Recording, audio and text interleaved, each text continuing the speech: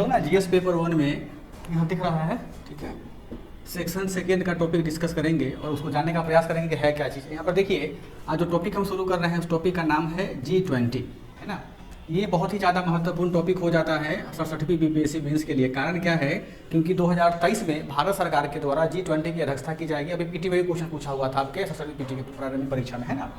तो अभी देखें कि सीडीपीओ में साथ नहीं पूछा है, ऑडिटर में भी नहीं पूछा है, लेकिन अब 67वीं वाले में प्रबल संभावना है कि यह क्वेश्चन पूछेगा। उसके पीछे रीजन क्या है कि बीपीएससी का जब भी सामान्य प्रशासन का जो पेपर, सामान्य सिविल सर्विसेज का पेपर होता है, उसका आप देखिएगा मेंस का क्वेश्चन, वो मेंस में उनका वही क्वेश्चन पूछा जाता है इंटरनेशनल रिलेशंस में कि जिनका 1-2 सालों से गहन संबंध, और खास करके यदि भारत उसका चेयरमैन बनता है, उसका चेयरमैन करता है, तो वो काफी हिट टॉपिक हो जाता है, महत्वपूर्ण होता है। चाहे ब्रिक्स ले लीजिए, सार्क ले लीजिए, आसियान ले लीजिए, ये पूछता ही पूछता है। तो G20 को हम क्या करेंगे, आज समझने का प्रयास करेंगे G20 है क्या, है ना। देखिए, यहाँ G का मतलब होता है ग्लोबल और 20 का मतलब हो गया number of country, number of country, यानी ग्लोबल यानी वैश्विक स्तर पर 20 देशों का क्या है, यह पुष्पलता समूह है, कलेक्शन है, उसी को हम लोग क्या बोलते हैं, G20 कहते हैं, ठीक है। तो G20 को डीपली पढ़ने से पहले इसको हम ग्लोब पर देखते हैं कि इसमें कौन कौन से देश शामिल है। यहाँ देखिएगा ध्यान से, ग्लोबल 20 कंट्रीज में 2 प्रकार के देश शामिल होते हैं, है ना। बना लो आप लोग, फ्रेमिंग कर लो इसको। इसमें 2 प्रकार की कंट्री शामिल होते हैं। पहले साइड में है डेवलप्ड कंट्री, डेवलप्ड कंट्री,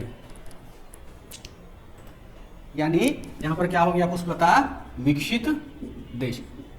देखिए G20 पूछे, G7 पूछे, G कुछ पूछे ना, इसी में सारा क्वेश्चन बन जाएगा। एक ये टॉपिक समझने के बाद में आप अंतर्राष्ट्रीय संबंध का कोई भी क्वेश्चन पूछेगा बीपीएस से, आप उसको लिख लीजिएगा, तो सबका सिनेरियो एक ही होता है। और दूसरा में हमारा है emerging country, emerging economical country, यानी उभरते हुए अर्थव्यवस्था वाले देश, उभरते हुए अर्थव्यवस्था वाले देश। हमने कहा कि इसमें 2 तरह के कंट्री उत्पन्न होते हैं, शामिल होते हैं पुष्पलता। एक होता है विकसित देश और दूसरा कौन सा होता है, इमर्जिंग इकोनॉमी। यहाँ देखना संदीप का ध्यान से कि यहाँ पर डेवलपिंग कंट्री नहीं लिखा गया हुआ है, यानी विकासशील देश नहीं लिखा गया हुआ है, ठीक है पुष्पलता। लिखा क्या गया हुआ है, इमर्जिंग कंट्री, यानी वैसा देश, चाहे वो छोटा हो बड़ा, उसे इसको फर्क नहीं पड़ता है, लेकिन उसकी इकोनॉमी, उसका जो जीडीपी है, वह जीडीपी ग्लोबल पॉपुलेशन को, ग्लोबल इकोनॉमी को, ग्लोबल ट्रेड को क्या करता हो, प्रभावित करता हो। जैसे देखो तुर्की का नाम सुने होइएगा, कितना तुर्की सा देश है टर्की, लेकिन टर्की में क्या है कि उसका जो जीडीपी है बड़े बड़े देशों की तुलना में बहुत अधिक है। कारण क्या है कि टर्की एक टूरिस्ट प्लेस है, वहाँ मतलब विकसित देश की श्रेणी में भी आता है, और वहाँ की जीडीपी बहुत हाई है। तो जरूरी नहीं है कि इसमें क्या हो कि छोटा स्टेट मतलब बड़ा स्टेट कंट्री हो, छोटा कंट्री भी रहते हैं, बस उसका डिपेंड करता है कि जीडीपी कितना प्रभावित करता है हमारे ग्लोब को। अब यहाँ पर देखोगे ध्यान से, ग्लोबल 20 यानी G20 देशों में 2 प्रकार के कंट्री शामिल होते हैं, विकसित देश और विकासशील देश। तो इसका जो हम पहले देखते हैं कि इसका बैकग्राउंड क्या था, थोड़ा सा 2 मिनट का ये है। अब यहाँ समझते हैं कि बैकग्राउंड यानी इसकी पृष्ठभूमि कैसे पड़ी, आखिर G20 जो है, यह G20 हमारे पास में आया कहाँ से, ठीक है। कोई यदि बता सकते हैं कहाँ से आया है। देखो यहाँ पे इस G20 की पृष्ठभूमि तैयार होती है एशियन इकोनॉमिक क्राइसिस से, यानी एशियाई आर्थिक संकट से, ठीक। अब ये देखो, ये काफी महत्वपूर्ण होता है हर बच्चों को जानने के लिए, क्योंकि जब तक इसको नहीं समझिएगा आप G20 के फॉर्मेशन को नहीं समझ पाइएगा, ठीक है संदीपा श्रेषी। देखो एशियाई आर्थिक संकट क्या था, नाम से स्पष्ट है क्या, एशियाई, यानी अगर ग्लोब आप याद कीजिए, मैं भी बनाएंगे अभी, लेकिन आपके घर में नक्शा लगा हुआ होगा, भारत का नक्शा तो हर जगह होता है, वर्ल्ड का नक्शा भी होगा आपके पास में। तो उस वर्ल्ड के नक्शा में देखिए कि जितने भी एशियाई कंट्री हैं, मतलब एशियाई देश जो हैं, उसमें 1997 और 1998 के बीच में सभी एशियाई देशों में, यहाँ की भारत में भी क्या आया था, घनघोर आर्थिक संकट आया था। क्या आया था, घनघोर आर्थिक संकट आया था। हालांकि भारत इससे बचा था। क्यों बचा था, क्योंकि भारत इससे पहले ही 1991 में क्या ला दिया था, एलपीजी का कॉन्सेप्ट ला दिया था। तो भारत में एफडीए बहुत ज्यादा आ गया था, तो भारत पर ज्यादा असर नहीं पड़ा था। बाकी पाकिस्तान, चाइना, मंगोलिया, उसके बाद सऊदी अरबिया, जितने भी देश हैं सबको क्या हुआ कि इकोनॉमिक रूप से ये काफी डाउन हो गया। अब यहाँ चीज समझिएगा कि इकोनॉमिक रूप से डाउन होने का इसका क्या फल पड़ा। आपको पता है कि एशिया में देशों की संख्या सर्वाधिक है, एशिया में पॉपुलेशन की संख्या सर्वाधिक है, और एशिया में जितने भी देश हैं वो देश क्या करते हैं, अंतर्राष्ट्रीय बाजार को प्रभावित करते हैं, चाहे इंपोर्ट से हो या चाहे एक्सपोर्ट से हो। तो विश्व के जो बड़े बड़े देश हैं जैसे अमेरिका, कनाडा, रसिया, जापान, फ्रांस, इन देशों ने सोचा कि भाई अगर एशिया में इकोनॉमिक क्राइसिस आया हुआ है तो इसका प्रभाव हमारे डेवलपमेंट पर भी पड़ेगा, तो क्यों ना इसके उत्थान के लिए कुछ काम किया जाए, क्यों ना इसके उत्थान के लिए काम किया जाए, ठीक है। तो उस समय में एक देश था, उस देश का नाम क्या था पुष्पलता, एक ग्रुप था, सॉरी, उसका नाम था G7। तो G7 के सदस्य देशों ने क्या किया, एशियाई देशों के जो चेयरमैन थे, यानी जिस देश में प्रधानमंत्री है प्रधानमंत्री से पूछा, जिस देश में राष्ट्रपति है उस राष्ट्रपति से पूछा, बोला कि भाई आपके देश में भी हम लोग क्या है, एक तो जो ग्लोब हमारा है कहने को ना कि देश अलग अलग, हम लोग क्या है इस दुनिया में रहने वाले क्या है मतलब भाई भाई है, तो अगर तुम्हारे पास आर्थिक संकट होता है तो प्रभावित हम भी होंगे, तो क्यों ना मिलकर के हम लोग क्या बनाए, एक ऐसा समूह बनाए जो क्या करेगा अपने यहाँ यानी अपने ग्रुप में जो भी देश है उनको फाइनेंशियल स्टेबिलिटी यानी फाइनेंशियल क्या बोलते हैं वित्तीय स्थिरता प्रदान करने के लिए नीति बनाएगा। तो G7 के देशों ने क्या किया, इन सारे देशों से मिलकर के, G7 का मतलब क्या हो गया, ग्लोबल में 7 वो देश, अब प्लस उस समय 12 को मिला था, फिर बाद में को मिल गया, तो यह हो गया कितना 12 देश 20, ये G20 देश बन गया। तो इसी को बोलते हैं G20 ग्रुप। बेसिकली इस G20 का जन्म कहाँ से होता है कुछ बता, एशियन इकोनॉमिक क्राइसिस से होता है। तो जब यह G20 देश बन गया तो इसका कुछ उद्देश्य होता है, आगे हम देखेंगे। जब G20 देश बन गया तो आपको हमने पहले कहा कि इसका 2 उद्देश्य होता है ना। 2 उद्देश्य क्या होगा, एक इकोनॉमिकल क्राइसिस से निपटना और दूसरा क्या करना होता है, फाइनेंशियल स्टेबिलिटी। इसको बोलते हैं आर्थिक संकट, आर्थिक संकट। और दूसरा क्या होता है, फाइनेंशियल स्टेबिलिटी का मतलब हो गया वित्तीय स्थिरता, वित्तीय स्थिरता। इसका 2 ही उद्देश्य होता है G20 के, इसके अलावा और कोई तीसरा चौथा उद्देश्य नहीं, इसी में सब कुछ जुड़ा हुआ है।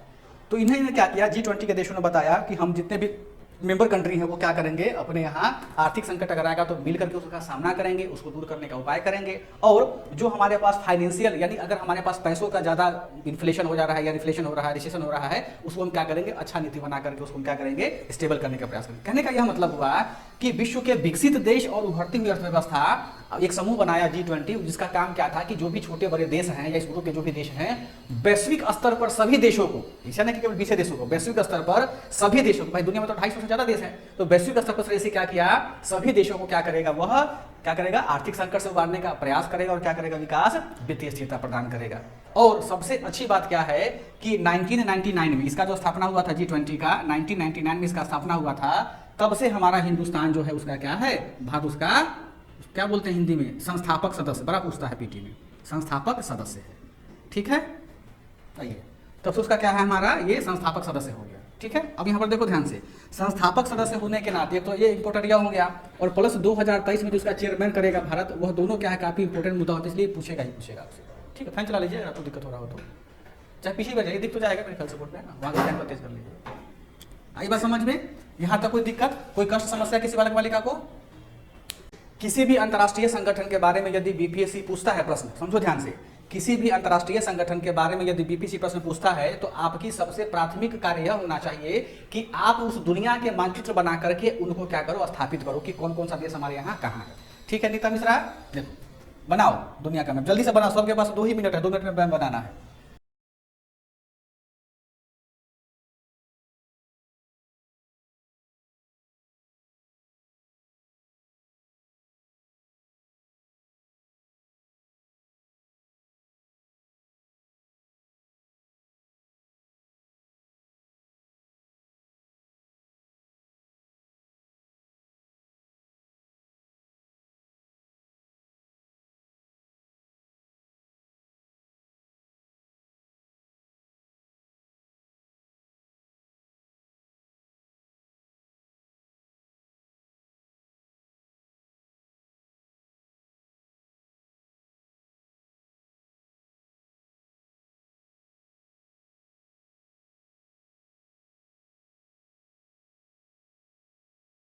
दिखाइएगा, बन जाएगा तो बोलना।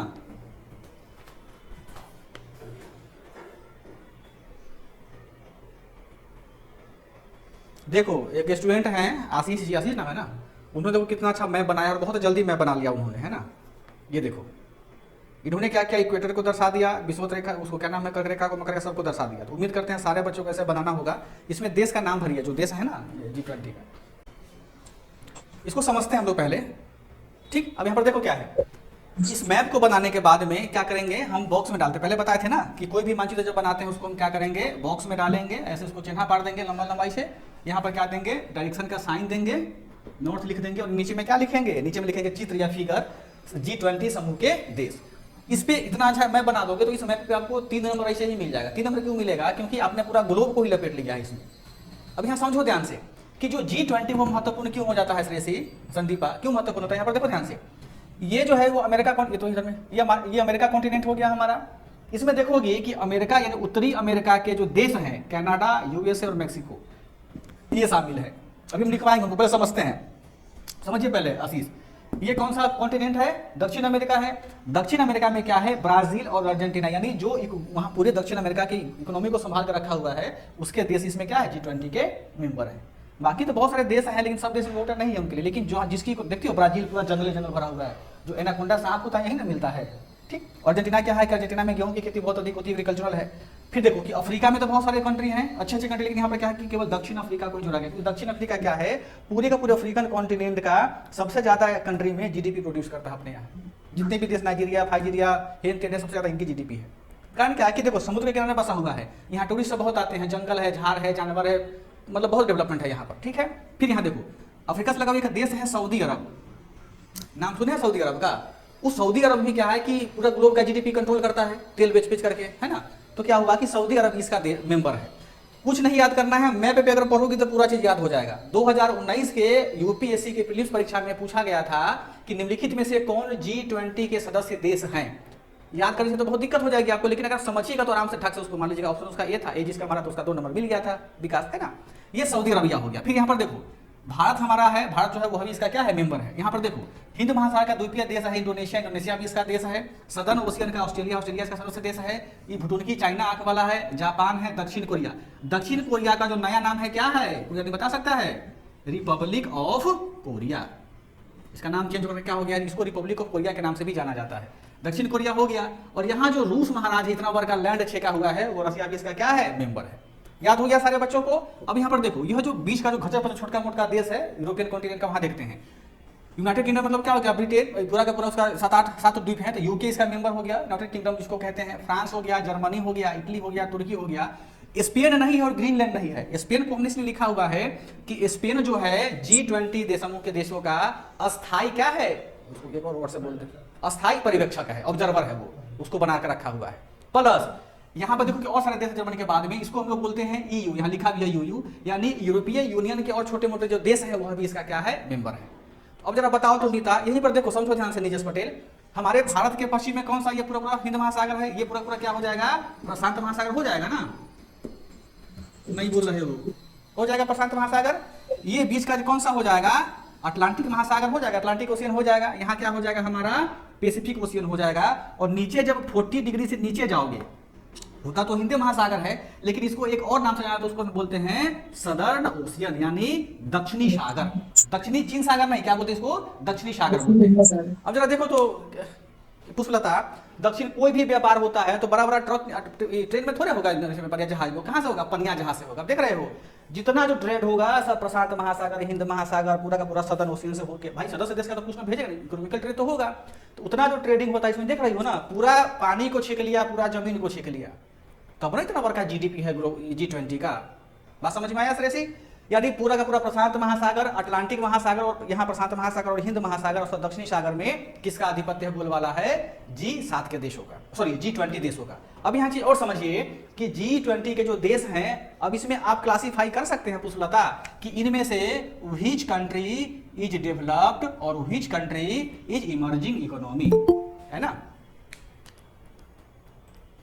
आप इसको क्या कर सकते हैं? क्लासिफाई कर सकते हैं। यहाँ पर देखो हमने वहां चार्ट बनवाया था ना आपसे नीचे में कि डेवलप्ड कंट्री कौन है और इकोनॉमिकल इमर्जिंग कंट्री कौन है, बोला था हमने। वहां अगर जगह है तो अब लिख लो यहाँ पे डेवलप्ड कंट्री में कौन कौन है। पल भी नहीं जुड़ी है नीता? सर कॉल किया नहीं, रिसीव किया, मैसेज कर दिया। अच्छा वो क्लास कर रही होगी कहीं। देखो डेवलप्ड कंट्री में लिख लो, जल्द फटाफट लिखो। कनाडा, संयुक्त राज्य अमेरिका, लिख लीजिए आशीष, लिखिए तो याद रहेगा। कनाडा, संयुक्त राज्य America, France, Germany, United kingdom, यूरोपीय यूनियन, ऑस्ट्रेलिया, इटली, जापान, दक्षिण कोरिया। लिख लिए सारे बच्चे? सर एक बार रिपीट कर दीजिएगा। हमको पता था निजेश बोलेगा रिपीट करने के लिए। यहाँ देखो ना निजेश, कनाडा, संयुक्त राज्य अमेरिका, रसिया, जापान, दक्षिण कोरिया, यूरोपीय यूनियन, यूनाइटेड किंगडम, ग्रीनलैंड नहीं है, फ्रांस, जर्मनी, इटली और तुर्की। लिख लिए? इमर्जिंग में बाकी लिख लो जो बचा हुआ है सो। India, Argentina, Brazil, India, Argentina, Brazil, China, Indonesia, Indonesia, Mexico. Mexico developed country नहीं है क्योंकि वहां पर गांजे का बहुत अवैध व्यापार होता है, गांजे का, देह व्यापार का, मानव तस्करी का, इसलिए वहां की इकोनॉमी बहुत डाउन है, बहुत भ्रष्ट देश है मेक्सिको। ठीक है, मेक्सिको लिख लिया। सऊदी अरब, सऊदी अरब भी विकसित देश की श्रेणी में नहीं है। ठीक है, सऊदी अरब, दक्षिण अफ्रीका हो गया।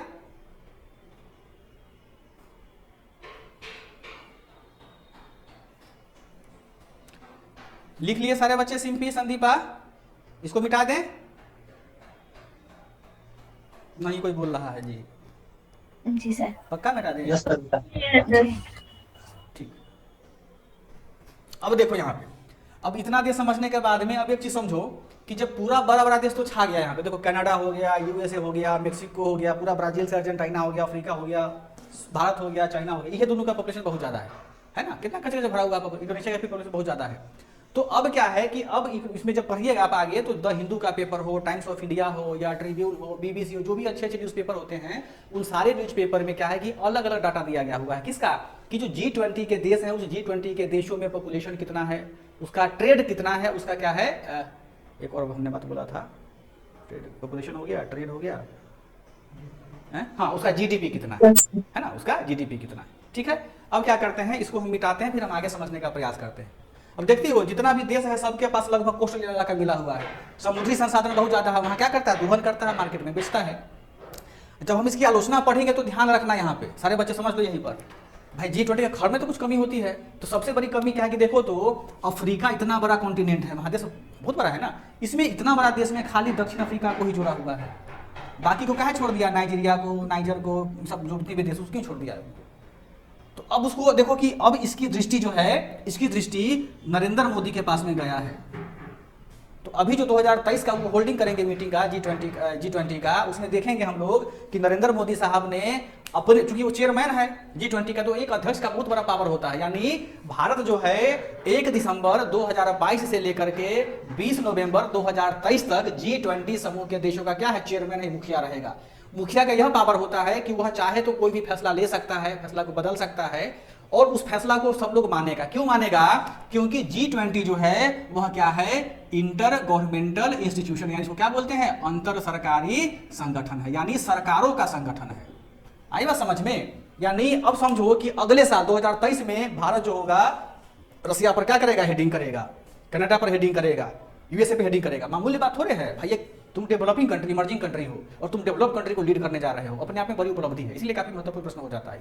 ठीक है शेर सिंह मिश्रा, अब हम यह देखते हैं कि जो G20 है वह G20 रिप्रेजेंट क्या करता है, रिप्रेजेंट क्या करता है, यानी किसको प्रदर्शित करता है, किसको क्या करता है, प्रदर्शित करता है। अब देखो हमने यहाँ कहा है कि किसी भी डाटा को हम क्या करेंगे, 4 प्रकार से रिप्रेजेंट कर सकते हैं। जैसे भाषा में लिखोगे, भाषा में क्या लिखता है कि G20 के सदस्य देश 80% वैश्विक जनसंख्या को, 70% वैश्विक व्यापार को, 50% जीडीपी को रिप्रेजेंट करता है, भाषा में लिख दिए हैं। लेकिन उसी को हम क्या करेंगे, उसी को हम क्या करते हैं, अब थोड़ा सा स्टैंडर्ड फॉर्म में बार डायग्राम को बना करके देखते हैं। ठीक है, कि यह क्या रिप्रेजेंट करता है। 2 प्रकार के एक्सिस होते हैं, यह कौन एक्सिस हो गया, वाई एक्सिस हो गया, यह कौन सा हो गया, यही सही लिखे है ना, XY होता है ना, 0 10 20 30 40 50 60 70 80 90 100, यहाँ पर हो गया 100, 10 से लेकर के लिख लो। बताओ तुम लोगों के चक्कर में गणित पढ़ना पड़ रहा है ना नीता? देखो ये जो हो जाएगा, यहाँ पर जो हो जाएगा, यहाँ लिखना ये प्रतिशत में, क्या लिखोगे, प्रतिशत में, यानी इन परसेंटेज, 100% 80%। ठीक है, और यहाँ जो लिखोगे, यहाँ पर लिखोगे भारिता, भारिता, भारिता का मतलब होता है वेटेज, WEIGHTAG वेटेज। देखो हमने कहा कि जो G20 समूह के देश हैं वह क्या प्रदर्शित करता है, तो आप देखिएगा हमने कहा कि मिनिस्ट्री ऑफिस का वेबसाइट होता है, उसमें क्या है, यहाँ पर देखो, यहाँ लिखेंगे 60%, यानी अभी जो हम ग्लोब पढ़े हैं उस ग्लोब में 60% क्या करता है, यह पॉपुलेशन को प्रदर्शित करता है। पॉपुलेशन का मतलब क्या हो गया, जनसंख्या। ठीक है सर बोलो। इसमें हम सर PIB वाला रिपोर्ट पढ़े थे, तो उसमें 85% सर जी बोल रहा था GDP का, और पॉपुलेशन सर जी 75%, और GDP का सर बता रहा था कि पॉपुलेशन 80%, GDP 85% और 75% सर उसका अर्थ ही बता रहा था। ठीक, हमने पहले कहा ऋतुराज, आप बाद में जुड़े हैं, हमने कहा है इस डाटा से हमारा आपका विरोध हो सकता है। आप डाटा पीआईबी का पढ़े हैं, लेकिन हम जो डाटा आपको बता रहे हैं, अभी पिछला साल अभी इस साल को इंडोनेशिया इसका G20 का चेयरमैन करेगा। जी जी जी समझो ध्यान से, यानी किसी भी अंतर्राष्ट्रीय संगठन का जब भी मीटिंग होगा ऋतुराज, है ना, तो उस मीटिंग कहीं किस देश में उसका मीटिंग हो रहा है, उस देश के मिनिस्ट्री ऑफ एक्सटर्नल अफेयर्स का वेबसाइट खोल करके देखो, पहले भी डिस्कस किया इसको। तो यदि आप डालेंगे ना कि इंडोनेशिया वाले, तो इंडोनेशिया में वही डाटा मेंशन किया गया कि जो हम आपको लिख रहे हैं, बता रहे हैं, है ना, जी सर, ठीक है ना। तो इस चीज को रखिए। अब देखो कि इंडिया ने क्यों किया है, इंडिया कहना मतलब क्या बोलते हैं 75% पॉपुलेशन का है, वो गलत नहीं बोला इंडिया, क्योंकि इंडिया का पॉपुलेशन कितना हो गया, लगभग 1.5 अरब होने जा रहा है। आई बात समझ में। 2021 का जनगणना जब प्रकाशित होगा तो इंडिया का 1.5 अरब हो जाएगा, चाइना वाला बढ़वे किया है, तो इसी को बढ़ेगा ना, पॉपुलेशन परसेंटेज भी बढ़ेगा उसका। इसीलिए हमने क्या किया कि अभी इंडोनेशिया का डाटा लेके, चूंकि रिसेंट में हुआ है, अभी हो ही रहा है, इसी का डाटा को हम संदर्भ में करके मानेंगे, ठीक है। अब यहाँ पर देखो, अब क्या है कि 75% यहाँ पर आते हैं, है ना, यह जो है 75% जो यहाँ पर है, देखोगे यह क्या है, यह हमारा ग्लोबल ट्रेड है, यानी इसको हिंदी में क्या बोलेंगे, वैश्विक व्यापार कहेंगे, ठीक है। अब देखो, अब यहाँ 80 पर आओ, मिला करके देखोगे तो थोड़ा सा बड़ा हो जाएगा। यह जो 80% है ऋतुराज, यह 80% हमारा क्या है, ग्लोबल जीडीपी, है ना, ग्लोबल जीडीपी हो गया। इसको हिंदी में क्या बोलते हैं, वैश्विक जीडीपी को तो जीडीपी ना कहेंगे, सकल घरेलू उत्पाद। हाँ सिंपली सही बोली हो, वैश्विक सकल घरेलू उत्पाद। डाटा बना ली। अब जरा बताओ, इसको हम भाषा में लिखेंगे वो बढ़िया होगा, या इसका रिप्रेजेंटेशन कर दिया ये बढ़िया होगा। तो आप ये अच्छा है सर। आप नहीं ये मत बोलो सिंपली कि ये अच्छा है, जो जिसमें आप कंफर्ट। हम अपना नोट्स पीडीएफ बना के भेजेंगे, चेक कीजिएगा तो सर डाटा उसमें सब अवेलेबल है। अभी मत भेजो, उतना हमारे पास समय नहीं है। जो लिखे हैं लिखो, अगर तुम्हारी मर्जी है ना तो तुम उसको 75% लिखो, और तुम यहाँ पर स्रोत में क्या लिखना ऋतुराज, स्रोत में लिख देना पीआईबी भारत सरकार, सही हो जाएगा डाटा तुम्हारा। हमने यहाँ क्या लिया है, हमने यहाँ पर क्या स्रोत में लिया हुआ है, ministry of external affairs Indonesia. Indonesia का क्यों लिया है, क्योंकि आपको पता होगा कि G20 एक ऐसा घर है ना, एक ऐसा मतलब समझो कि काल्पनिक घर जिसका अपना कोई मकाने नहीं है। तो G20 के पास में क्या है, अपना कोई सचिवालय नहीं है, सचिवालय यानी सेक्रेटरी नहीं है। सचिवालय का मतलब हुआ कि किसी भी सरकारी कामकाज का बिल्डिंग को सचिवालय बोलते हैं, पटना सचिवालय, हर विषय में सचिवालय होता है, यानी सरकार का प्रमुख प्रशासनिक भवन को बोलते हैं सचिवालय, ठीक। तो G20 का सचिवालय नहीं है। G20 का मीटिंग जहां होता है वही देश क्या होता है, G20 का सचिवालय हो जाता है। जितना भी इकोनॉमिकल डाटा होता है वो सारा का सारा डाटा उसी देश के कंसीडर को किया जाता है, उसी देश में कंसीडर किया जाता है। जैसे अभी मीटिंग कहां हो रहा है 22 में, इंडोनेशिया में, तो इंडोनेशिया का डाटा क्या होगा, प्रेफरेंस में हम संदर्भ में लेंगे। अगले साल जब मीटिंग कौन करेगा, भारत मीटिंग करेगा, तो 2024 के लिए या 23 के लिए यह डाटा क्या होगा, पीआईबी जो देगा, तब हम इस डाटा को क्या करेंगे, कंसीडर करेंगे। तो आपका जब मेंस होगा, उस समय में तो क्या है, भारत चेयर अध्यक्षता ग्रहण करेगा, उसका लीडिंग तो नेक्स्ट ईयर करेगा ना, नवंबर 2023 में। तो उस डाटा को हम अभी यूज नहीं करेंगे। देखो G20 देश के जितने भी देश हैं पुष्पलता, सब लोगों के पास अपना मैकेनिज्म होता है फाइनेंशियल और पॉलिटिकली, उनके पास भी विंग होता है, वो लोग डाटा कलेक्शन करते हैं। तो डाटा में ऐसा थोड़े है कि नहीं बढ़ सकता, कम 60 है तो 62% लिखो, तो 65% लिख दो, ये थोड़ी कि हम सही बोल रहे हैं। लेकिन हाँ, हमने संदर्भ जिसका लिया हमने आपको बता दिया, ठीक है ऋतुराज, कोई विरोध, ठीक, मिटाएं इसको, ये मिटा दें, रुक जाए सर, रुक जाए, ठीक है, ठीक सर। समझ में आ रहा है पुष्पलता, याद हो गया इतना G20 का? Yes sir. हाँ, भूलोगी तो नहीं अब कभी? नहीं सर। बहुत अच्छी बात। देखिए खुद से तो G20 पढ़े होइएगा, हर किताब में नोट्स में मिलता है ना, लेकिन अगर डिस्कशन हो जाता है तो ये बातें बहुत लंबे समय तक रहती है और आपको बहुत बेनिफिट करता है। खास करके जब साक्षात्कार देंगे या फील्ड में जब ऑफिसर बन के आप जाएंगे तो आपके पास कंटेंट रहेगा, आप बोलिएगा तो अपने ग्रुप में सबसे आगे निकलिएगा। जैसे आप लोग बीपीएससी क्वालिफाई कीजिएगा तो ऐसा थोड़े कि एसडीएम सीधे बन जाइएगा, डीएसपी बन जाइएगा, आपको पहले ट्रेनिंग करवाई जाती है और उस ट्रेनिंग में कंपटीशन करवाया जाता है। अपने पास जो भी स्किल है, जैसे मान लो पुष्पलता अच्छा नृत्य करती है, सिंपी अच्छा नृत्य करती है, तो दोनों में कंपटीशन होगा। यदि सिंपी जीत गई, हालांकि सिंपी थोड़ी मोटी है, वो नहीं जीत पाएगी, यदि सिंपी जीत गई तो सिंपी को क्या मिलेगा, वहां से प्रशस्ति पत्र मिलता है और उस प्रशस्ति पत्र को आपके प्रमोशन में ज्यादा मदद करता है।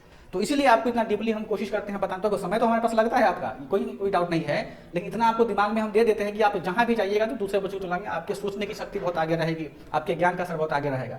जैसे अभी मान लो ऋतुराज के पास डाटा कलेक्शन बहुत ज्यादा है, ये लड़का बहुत मेहनत करता है डाटा पर। तो ऋतुराज जब सेलेक्ट होकर के जाएगा, मान लो उसको एसडीएम रैंक मिला, तो जाएगा जब गया कि राजेंद्र भवन में ट्रेनिंग करने के लिए, तो इनसे पूछेगा वहाँ का अधिकारी, आईएएस अधिकारी वहाँ का पूरा लीडिंग करते हैं कि ऋतुराज की हम कंपटीशन करवा रहे हैं इंटरनेशनल रिलेशन पर, तुम अगर भाग लो तो तुम अपना नाम दो। बहुत प्रकार के उसमें स्कोप होते हैं, डांसिंग का होता है, म्यूजिक का होता है, उसके बाद की स्केटिंग का होता है, साइकिलिंग का होता है, घुड़सवारी, जो भी आपको करना हो। तो ऋतुराज का चॉइस क्या होगा कि हम इंटरनेशनल रिलेशन पर डाटा बताएंगे। तो अगर 5-6 लड़का मिल करके कंपटीशन में भाग लिया, उसमें अगर सबसे अच्छा रिजल्ट किसका है, ऋतुराज का आया, तो इसको क्या मिलेगा, इसको प्रशस्ति पत्र मिलता है, कुछ इनाम मिलता है, प्लस इसकी जो पोस्टिंग होगी वह बिहार के अच्छे डिस्ट्रिक्ट में होगी। अच्छा थोड़ी है कि खाली पढ़ाई कर लिया तो आप यहीं पर बीपीएससी करके निकल गए, नहीं, आपको अगर पटना, मुजफ्फरपुर या फिर गया अच्छे शहर में डिस्ट्रिक्ट पोस्टिंग चाहिए ना, तो आपको सिलेक्शन बड़ी बात नहीं है, आपको जहाँ ट्रेनिंग करेंगे वहाँ पे और बच्चों की भीड़ से क्या होना होगा, अव्वल आना पड़ेगा, तब जाकर के आप क्या नहीं करिएगा, आपको सेंटर बोलते हैं, मतलब शहर का लोकेशन मिलेगा। अदरवाइज आपको भेज देगा कहाँ, कोसी क्षेत्र का डीएसपी, ग्रामीण डीएसपी बना, देहात डीएसपी होता है ना, बना करके पुराना जीप मिलेगा बिना शीशा का, धूल फांकते रहिए, गर्दा खाते रहिए, घूमते रहिए, आई बात समझ में। भेज देगा गया में है, वहाँ पहाड़ी में बराबर पहाड़ी से वहाँ पे जाओ, तुम जंगले में जंगल का डिश बना के तुमको भेज देगा, जंगल घूमते रहो, कोनो भालू आएगा, चीर फाके बराबर कर देगा, है ना। तो ये सब बहुत महत्वपूर्ण होता है पढ़ाई, ठीक है। चलो अब क्या है पुष्पलता कि G20 हमने देखा कि जी एक ओवरव्यू लिया हमने G20 का। तो किसी भी संगठन का क्या होता है, कुछ उद्देश्य होता है। मान लो कि हम पढ़ा रहे हैं, मेरा कुछ उद्देश्य होगा, आप पढ़ रहे हैं, आपका कुछ अपना उद्देश्य होगा। उसी प्रकार जितने भी राष्ट्रीय अथवा अंतर्राष्ट्रीय संगठन होते हैं उनका अपना कोई ना कोई क्या होता है, उद्देश्य होता है। अब हम क्या देखते हैं, ऑब्जेक्टिव्स, इसका मतलब क्या हो गया, उद्देश्य, ठीक। अब देखिएगा कि ग्लोबल 20 का यानी G20 का नीता मिश्रा केवल और केवल 3 को उद्देश्य है, इसके अलावा और कोई तीसरा उद्देश्य नहीं है इनका। लिख लो,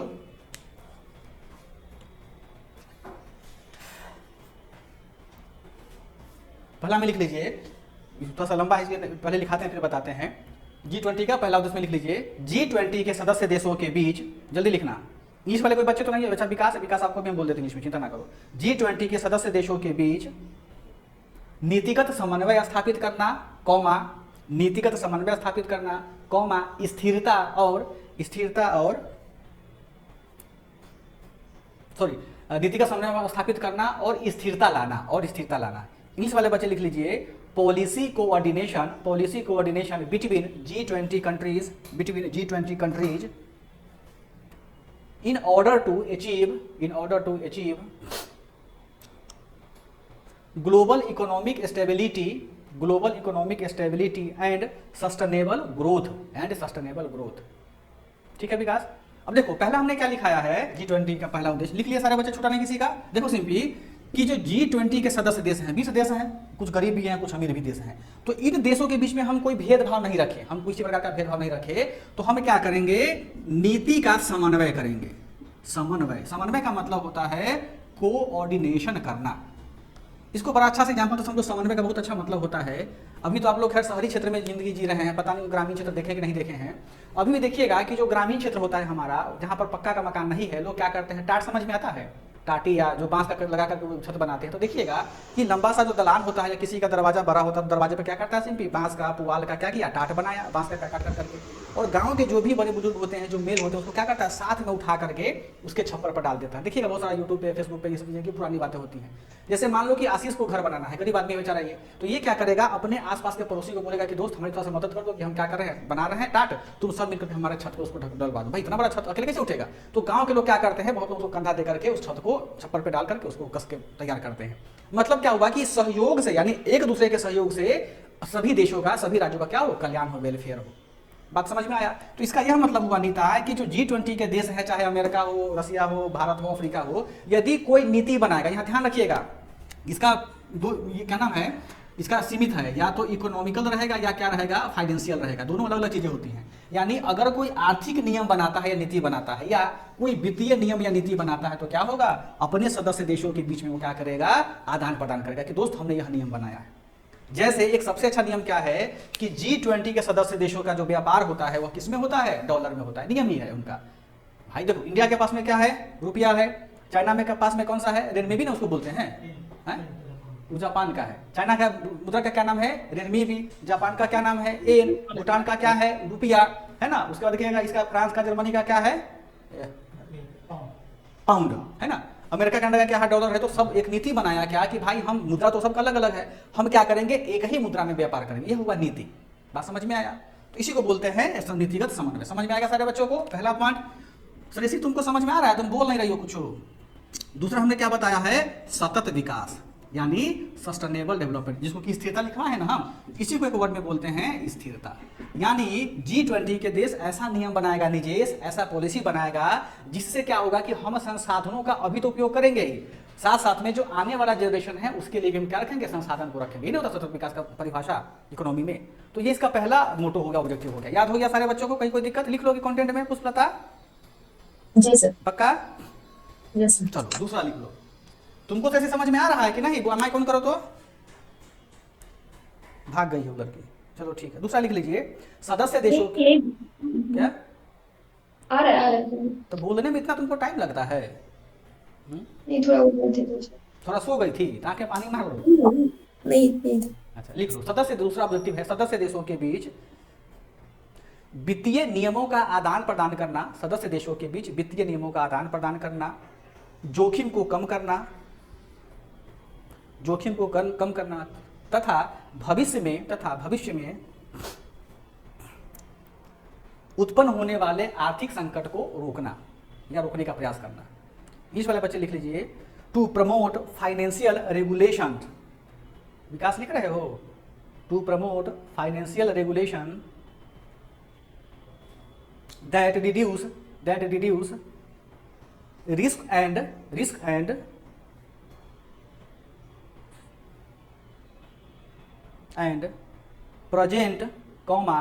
future फाइनेंशियल क्राइसिस। देखो हमने 3 पॉइंट लिखवाए, बताइए तो आशीष क्या क्या लिखवाए हैं? पहला लिखवाए नहीं, वित्तीय लिखवाए हैं पहला, वित्तीय है ना। सेकेंड वाले में 3 पॉइंट लिखवाए हैं ना। हाँ बस रुकिए। पहला लिखवाए सेकंड में क्या? वित्तीय नियमों का आदान प्रदान करना। वित्तीय नियमों का क्या करना पुष्पलता? आदान प्रदान करना। दूसरा क्या लिखवाए है इसमें? जोखिम कम करना, है ना, जोखिम कम करना। तीसरा क्या लिखवाए है? हाँ, यदि भविष्य में किसी प्रकार का यदि आर्थिक संकट होता है तो उसको क्या करना? रोकना या रोकने का प्रयास करना, रोकना या प्रयास करना। ठीक है, यहाँ पर देखो बहुत अच्छा चीज है कि जो G20 के देश का ऑब्जेक्टिव है वह क्या करेगा?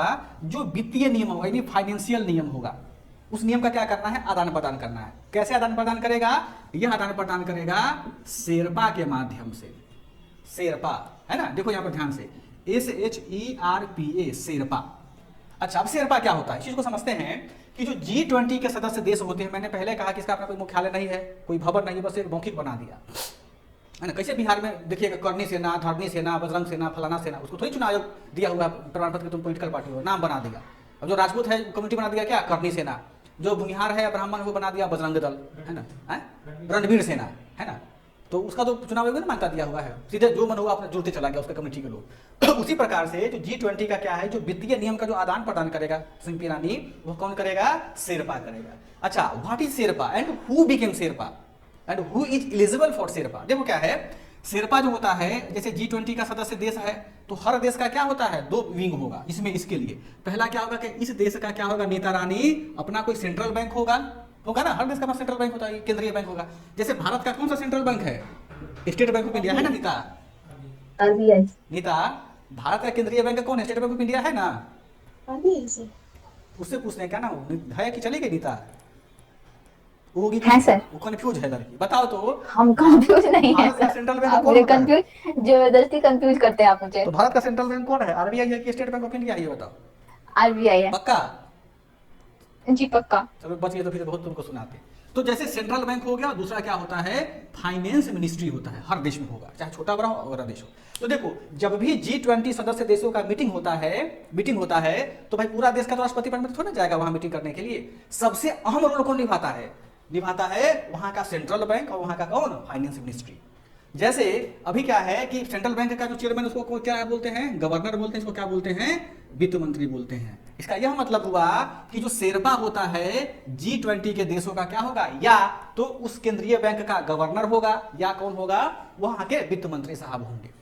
तो जब भी G20 का जब मीटिंग होता है तो देखिएगा टाई कोट पहन करके हाथ में फाइल लेके जाते रहता है।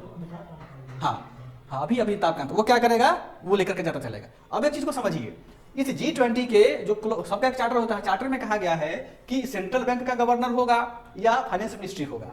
लेकिन किसी किसी देश में या किसी किसी प्रांत में हो सकता है कि गवर्नर उपस्थित ना हो, वित्त मंत्री उपस्थित ना हो। तो वैसे में G20 के चार्टर में कहा गया है कि जो देश है उसके मेंबर, सदस्य मेंबर है, वह स्वतंत्र है कि अपने यहाँ किसी भी वरीय अधिकारी को, जिनको लगता है कि इकोनॉमिकल नॉलेज है, उनको वह क्या बना सकता है, शेरपा बना सकता है।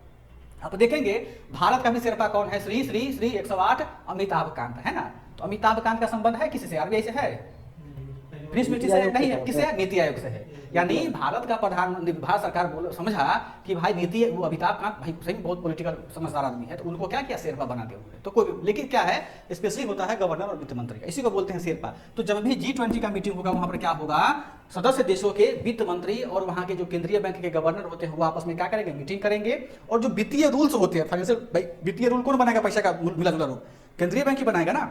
वही क्या करते हैं, अपना एग्रीमेंट करते हैं, बात करते हैं, ठीक है, पहला चीज हो गया। दूसरा क्या है कि जोखिम कम करना, यानी जोखिम का मतलब हुआ कि हम कोई ऐसा नीति नहीं बनाएंगे जिससे कि हमारा क्या हो, अर्थव्यवस्था प्रभावित हो और हमारा राजकोषीय नीति प्रभावित हो। इसके लिए भी क्या करता है, सदस्य देश अपना रूटीन बनाता है। तीसरा क्या है कि भविष्य में किसी प्रकार के आर्थिक संकट को रोकना, यानी G20 देशों का एक और उद्देश्य क्या है कि यदि भविष्य में किसी प्रकार का आर्थिक संकट आने वाला होता हो तो हम उसको रोकने का भरपूर प्रयास करेंगे। जैसे एग्जाम्पल समझो, अभी श्रीलंका क्राइसिस है, अभी रूस यूक्रेन का वार चल रहा है, तो भविष्य के लिए अब यही है ना, क्या संकट है।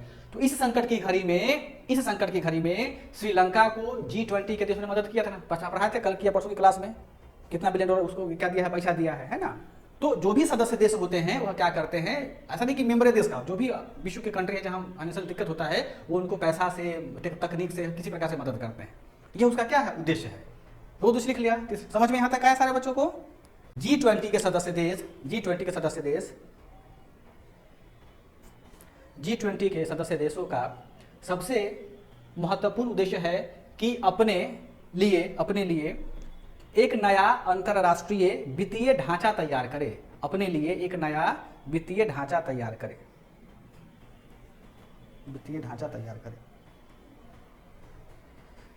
अंग्रेजी में लिख लो, to create a new international financial infrastructure, to create a new international financial architecture.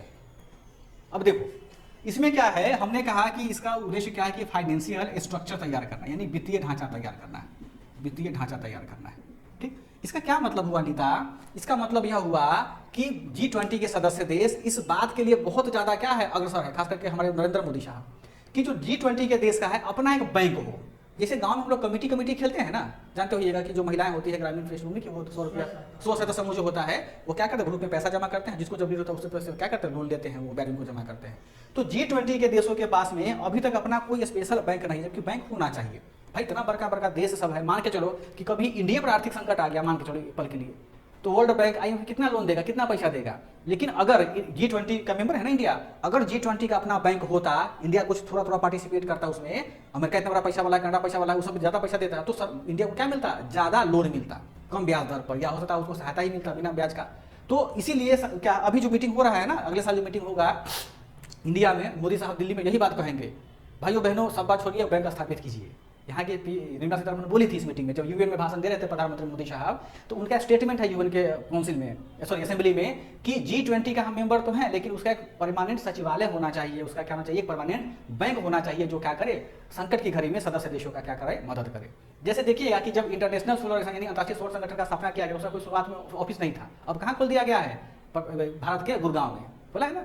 तो उसी प्रकार बोलता है कि तुम नहीं जगह तो हमको दिल्ली में खोल दो, मोदी साहब बोले, है ना। देखो कहीं हो सकता है तो इसका भी संगठन खुल जाए कहीं दिल्ली के आसपास में, अगर सब लोग एग्री हो जाएंगे तो ये इनका ऑब्जेक्टिव हो गया। ऑब्जेक्टिव सबको दिमाग में क्रिस्टल क्लियर है, लिख लोगे मेंस में बिना किसी याद बात किए हुए, पुष्पलता है ना।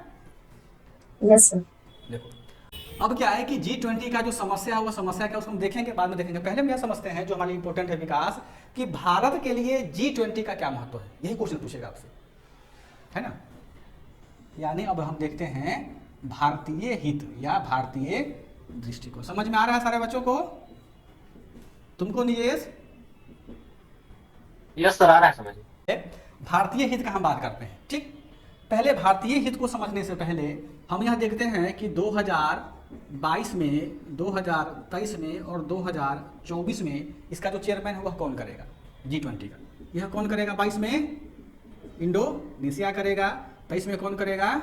भारत करेगा, 24 में कौन करेगा? ब्राजील करेगा। ठीक, अब यहाँ देखो ध्यान से, इन तीनों को यानी इंडोनेशिया, भारत और ब्राजील को मिला करके एक ट्राइकोना बना है। उसको ये हिंदी में भी वही बोलते हैं, ट्राइकोना। किसी किसी की मतलब मैगजीन में ट्रेकोना लिखा गया है, यह गलत है, इसको ट्राइकोना बोलते हैं। इसका हम लोग यूज करेंगे आगे, क्योंकि ऐसा पहली बार हुआ है भारत के लिए कि भारत इस ट्राइकोना का क्या बना है, ये चेयरमैन बना है ट्राइकोना का। देखो ट्राइकोना आखिर कहते हैं किसको है? ट्राइकोना यानी तीन को कोना। यहाँ पर देखो कि 22, 23, 24 तीन को हो गया ना, यानी ट्राइकोना G20 के सदस्य देशों के बीच में एक ऐसी स्थिति है जब कोई देश यदि उसकी अध्यक्षता करेगा तो उसकी क्या इटली को ना इंक्लूड करेंगे, 2024 के ब्राजील को, इटली को, इंडोनेशिया को। क्या बोली हो? सर मैं बोल रही हूँ हाँ कि 2021 में नहीं हुआ था ना G20 का समिट, हाँ ठीक है। तो इटली को इंक्लूड करेंगे ना इसमें ट्राइकोना इटली जो में। होगा वो इटली होगा, वो इंडोनेशिया। देखो यहाँ पर 2021 में क्या है, 2021 में इटली है, ठीक है। तो इंडोनेशिया के लिए यह ट्राइकोना होगा, समझो ध्यान से। भारत के लिए क्या होगा? 22 से 24 तक का यह ट्राइकोना होगा। ट्राइका होता है सर, ट्राइका। ट्राइका जो हो, ट्राइका लिख लो, आपको लिखने भी नहीं आ रहा, वो अंग्रेजी सही है, ठीक है। तो यह क्या किया है कि जब भी कि उसका जो चेयरमैन बनेगा 23 के लिए, तो जो एक साल पहले अध्यक्षता किया है वो और जो एक साल बाद करेगा वो, उसको मिला के क्या बनाया जाता है? ट्राइकोना बनाया जाता है। और इसका जो चेयरमैन होता है वह चेयरमैन स्वतंत्र होता है ट्राइकोना देशों के साथ। ट्राइकोना देशों के साथ क्या? आर्थिक, राजनीतिक, वित्तीय, सामाजिक, सांस्कृतिक संबंध को क्या करने के लिए? एक्सप्लोर करने के लिए, उसको बनाने के लिए। आई बात समझ में सारे बच्चों को? अब देखो इसको समझने से पहले हम इसको देखते हैं कि भारतीय इसमें हित क्या है, क्या क्या हमारे पास में इसके इंटरेस्ट होंगे भारत में। पीएम गति शक्ति योजना लगता है मतलब उसका ब्रेक लग गया है ना। देखो अभी क्या है कि हमने कहा कि 2022 में इंडोनेशिया में क्या होगा सुरेशी? इसका G20 का क्या मीटिंग होगा? 17वां होगा, ठीक। 2023 में क्या होगा? भारत में G20 का 18वां मीटिंग होगा। G20 का मीटिंग नवंबर में वहां खत्म हो जाएगा इंडोनेशिया में। तो 1 दिसंबर 2022 को इंडिया जो है वो क्या हो जाएगा? G20 का अध्यक्ष हो जाएगा अगले 1 सालों तक, अगले 1 साल तक, ठीक है। यानी यह देखिएगा तो 20 नवंबर 2023 तक क्या होगा? इंडिया अध्यक्ष पद को एंजॉय करेगा। किसको? G20 को। अब समझो ध्यान से कितना महत्वपूर्ण बात है कि जब 1 साल तक यानी 1 दिसंबर को अध्यक्षता ग्रहण किया 2022 में, आपका मेंस कब हो रहा है? 28 से शुरू है सरस्वती का मेंस, तो पक्का इसमें कोई ना कोई प्रश्न तो रहेगा ही रहेगा उसमें। ये काफी महत्वपूर्ण हिडन चीजें हैं, है ना। तो अध्यक्ष रहेगा यानी 1 साल तक हिंदुस्तान एंजॉय करेगा G20 के चेयरमैन को। और न सिर्फ एंजॉय करेगा बल्कि G20 के जितने भी सदस्य देश हैं उनके नीतिगत मुद्दों को कौन करेगा? भारत प्रभावित करेगा। भारत अपने यहाँ क्या करेगा? FDI प्रभावित करेगा। ऐसा ही थोड़े भारत सरकार बोलती है कि 5 ट्रिलियन का अर्थव्यवस्था बनेंगे या विकसित देश बनेंगे 30 तक, 25, 45 तक। बहुत दूरदर्शिता है। क्यों? क्योंकि अध्यक्ष को इतना पावर होता है कि वह सदस्य देशों से जो भी चीज चाहे डिमांड कर सकता है, मांग कर सकता है। और जो चूंकि तो सरकारी संगठन है ये, तो जो सदस्य देश हैं वह बाध्य तो नहीं होते हैं देने के लिए, परंतु वह इथिकल रूप से मानवता के नाते उसको क्या करते हैं? उपलब्ध करवाते हैं। अब जरा देखो तो नीता गेम कैसे यहाँ चेंज होता है। भारत जो अध्यक्ष बनेगा तो भारत यूएसए को क्या बोलेगा? सर हमारे यहाँ कंपनी खोलिए, हमारे यहाँ क्या खोलिए? कंपनी खोलिए। अब इसका एग्जांपल देखो, यूएसए में कंपनी है टेस्ला, जिसको कि 2 साल पहले यहाँ से हटा दिया गया था इंडिया से। अब क्या होगा कि टेस्ला का कंपनी यहाँ गुजरात में खुल रहा है। अमेरिका का जो गूगल कंपनी है, सुने हो ना, और गुजरात में उनका अडानी टावर है अडानिया का, उसमें पूरा बिल्डिंग रेंट पर ले लिया है। यानी जब और भी उसका पर मंथ का किराया है 3 करोड़ रुपए। समझी पल्लवी नीता? गूगल ने भारत के गुजरात में अडानी टावर को, अडानी जो है ना, वो तो अडानी उनका बिल्डिंग बना हुआ, उसको टावर बोलते हैं, उसमें अपना रेंट पे लिया है।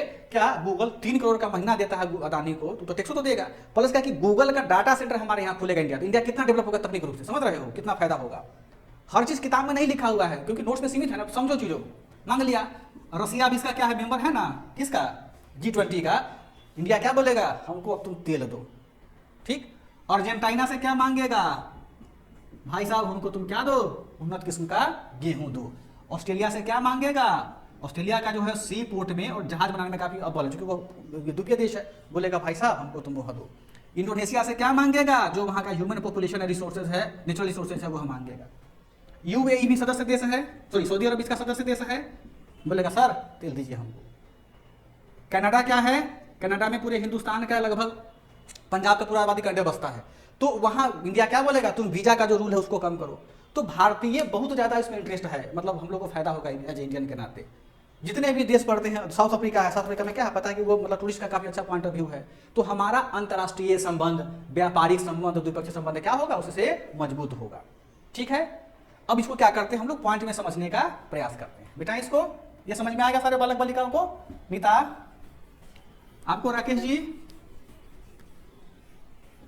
चलो अब लिख लो। विकास समझ में आ रहा है आपको? अब लिख लो भारतीय हित में क्या, क्योंकि हमको क्वेश्चन यहीं से पूछेगा कि भारत का इसमें क्या क्या हित है। लिख लीजिए हित में पहला, अंतर्राष्ट्रीय एजेंडा क्या उसको बोलते हैं हिंदी में, लटपटा गए, अंतर्राष्ट्रीय एजेंडे को आगे बढ़ाना, मुद्दा, हाँ मुद्दा, carry forward to international agenda, अंतर्राष्ट्रीय मुद्दे को आगे बढ़ाना। देखो बड़ा अच्छा मुद्दा है ये ज्योत्सना। अंतर्राष्ट्रीय मुद्दा का क्या हो गया, अभी वर्तमान में रसिया यूक्रेन वार हो रहा है, श्रीलंका क्राइसिस, और भारत का जो क्या है, भारत का इकोनॉमी थोड़ा सा डाउन हो रहा है, इंटरनेशनल मुद्दा है। तो जब G20 का अगला साल मोदी साहब मीटिंग करेंगे तो वह इस मुद्दा को उठाएंगे। भाई रसिया तो उसका मेंबर है G20 का, तो वह मोदी बोलेगा उनको, और बाकी अन्य देश उसको बोलेंगे रसिया को, रसिया महाराज क्यों यूक्रेन पर तुम जाती करो, अब युद्ध बहुत हो गया, छोड़ दो, बहुत जान की क्षति हो गया, हुआ अनुरोध करेगा। हो सकता है पुतिन का कलेजा पसी जाए या उनकी रसिया सरकार का पसी जाए। तो जो फिर श्रीलंका क्राइसिस है तो भारत तो मदद करबे किया है, तो भारत उसको बोलेगा G20 के मीटिंग में कि भाई हम तो मदद करबे किए हैं, आपके पास जितना अर्थव्यवस्था है उसको क्या करो, मदद करो।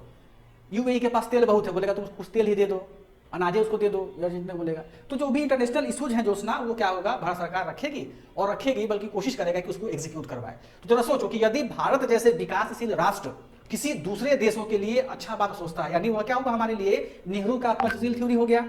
अगर अच्छी बात हम वहां सोचते हैं किसी दूसरे देश की, तो हमारा छवि हिंदुस्तान में, दुनिया में कैसा जाएगा, एक बड़े भाई की तरह जाएगा। लोग हमको इज्जत करेगा, हमको नहीं इज्जत करेगा भाई, हिंदुस्तान की इज्जत करेगा, इंडिया का नाम बहुत रोशन होगा।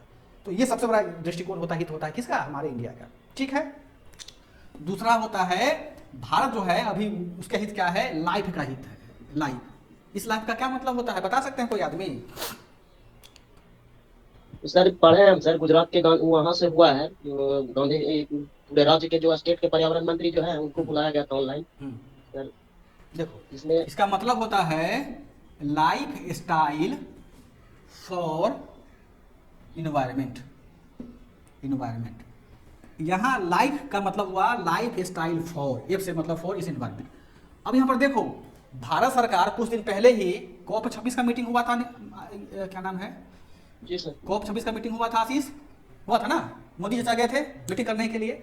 यानी COP26 का मतलब क्या, कॉन्फ्रेंस ऑफ पार्टी, यानी बेसिकली इन्वायरमेंट प्रोटेक्शन के लिए होता है जोशना, है ना। मोदी चाचा वहां गए मीटिंग करने के लिए, तो उन्होंने वहां जाना कि भाई इन्वायरमेंट को बचाना कितना जरूरी है अभी के समय में, सबको पता है। तो जब मीटिंग होगा तो भारतीय हित इसमें क्या है कि भारत सरकार क्या बोलेगा कि भाई इन्वायरमेंट का भी अपना लाइफ स्टाइल उसको तुम कंजर्व करो, पेड़ लगाओ, कार्बन कटौती को क्या करो, कम करो, कार्बन का ट्रेडिंग करो। अभी पीछे ये क्या नाम है उसको पूछा था ऑडिटर या ये के मेंस में, कार्बन ट्रेडिंग कुछ ऐसा क्वेश्चन पूछ दिया हुआ था, कार्बन खेती के बारे में। हाँ, कार्बन खेती के बारे में पूछ दिया था। हाँ, कृषि कार्बन का क्या होता है, तो एग्रीकल्चरल कार्बन को पूछ दिया हुआ, काफी ये यहीं से पूछ हुआ। COP26 का मीटिंग हुआ था, वहीं पर वो एजेंडा उठा हुआ था कार्बन खेती करने का, है ना। तो वहां से मोदी साहब आए तो उनको पता लगा कि भाई जैसे हमारा लाइफ स्टाइल होता है उसी तरह पर्यावरण का भी अपना जीवन शैली होता है, पेड़ को बचाना है, नदी को साफ करना है। देखते हो गंगा, अभी सबसे बड़ा स्कैम हुआ है हिंदुस्तान में, हुआ है गंगा नदी सफाई पर 25,000 करोड़ रुपया भारत सरकार दिया गंगा को साफ करने के लिए। गंगा साफ हुआ है? नहीं हुआ है। खास करके बक्सर से लेकर के भागलपुर तक जितना बड़ा का नाला सब जाता है ना, लैट्रिन का, हर चीज का, सबको नाला कहाँ ठूस देता है, गंगा जी में। अभी सोनपुर मेला लगा हुआ है, लोग उसी नाले में क्या करते हैं, गंगा जी में, हालांकि आस्था की बात है, उसी में लोग स्नान करते हैं।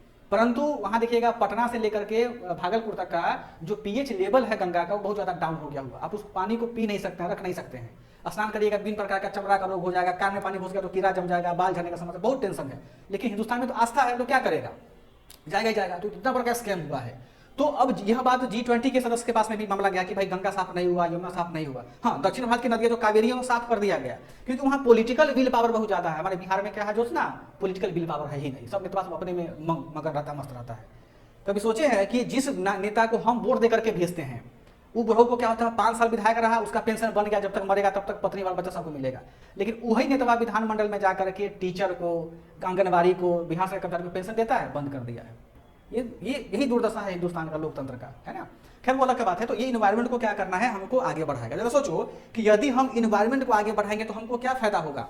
आपने सुना होगा कि चाइना क्या है, जापान सरकार 2050 तक शून्य कार्बन उत्सर्जन प्राप्त कर लेगा। 2050 या 17 चेक कर लेना, क्रॉस चेक कर लेना, मैं डाटा तो सबमिट कर रहा हूँ। यानी जापान तकनीक में इतना आगे है ना कि वह कार्बन डाइऑक्साइड छोड़ भी नहीं करेगा, इलेक्ट्रीफाई सब कर रहा है। सऊदी अरब ने, सॉरी यूएई ने भी ये भी कहा कि 2050 तक हम पूर्ण रूप से कार्बन न्यूट्रल हो जाएंगे, वहाँ कार्बन पैदा ही नहीं करेंगे। तो जब हमारे यहाँ कार्बन नहीं पैदा होगा तो प्रदूषण फैलेगा, जो नहीं प्रदूषण फैलेगा, पेड़ पौधा होगा, हमारा ऑक्सीजन का मात्रा बढ़ेगा इन्वायरमेंट में, तो हम क्या होंगे, स्वस्थ होंगे, है ना। तो सर बोल रहे हैं ना भूटान में तो मतलब कार्बन माइनस में है ना, मतलब एक पढ़े लिखे हाँ, डेटा। भूटान ऐसा है कि भूटान कार्बन को क्या, वहाँ कार्बन उत्सर्जन इतना ना जंगल भूटान में है कि जितना वहाँ कार्बन उत्सर्जन होता है सब वो पेड़ सोख लेता है। एकमात्र भूटान है कि यहाँ पर न्यूट्रल निगेटिव कार्बन। अभी भारत उसी के साथ समझौता किया है सर, इसमें बिम्स्टेक में भी हुआ था, जो सदस्य देश थे उसमें कहा हुआ था कि मैंने ठीक है रितुराज, ठीक है, समझ गए। अब क्या है कि भारतीय में क्या है कि अब देखो कि यहाँ पर क्या होगा। लाइफ का उद्देश्य नहीं था सर, लाइफ योजना में था कि जो एकदम नीचे से नीचे जो आदमी है ना, वो कम से कम बिजली खपत करे, प्रदूषण कम फैलाए, इसका लाइफ का उद्देश्य था। हाँ, वो सभी भी उसका मुद्दा है। देखो ये एक टॉपिक थोड़ी है ना, इस पे आर्टिकले है लाइफ पर, पेड़ को उगाना है, कम बिजली को खपत करना। हाँ सही बोल रहे हो, उतना जी।